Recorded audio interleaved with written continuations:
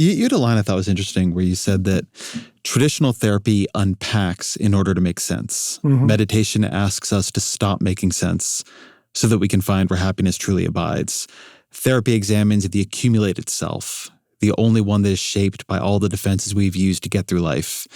Meditation asks us to divest ourselves of those very defenses.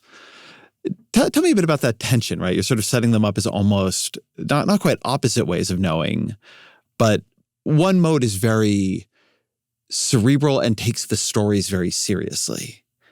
And the other mode is in some ways trying to get you to loosen your grip. Yeah. Be very, very skeptical of the stories your mind tells. Yeah.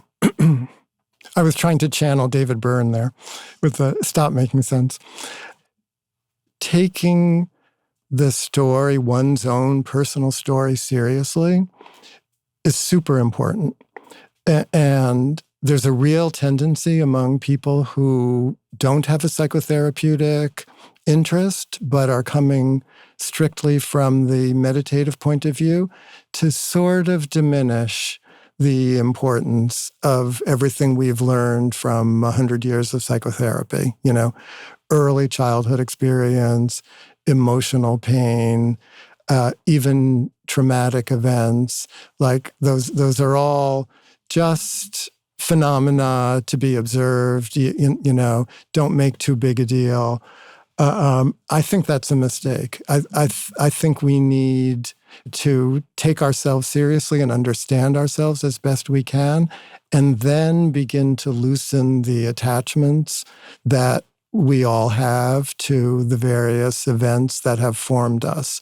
So from the spiritual side, freedom from identity is like the goal, and we can see what happens in the world when people are unable to free themselves from their identity. It's a big cause of conflict and pain.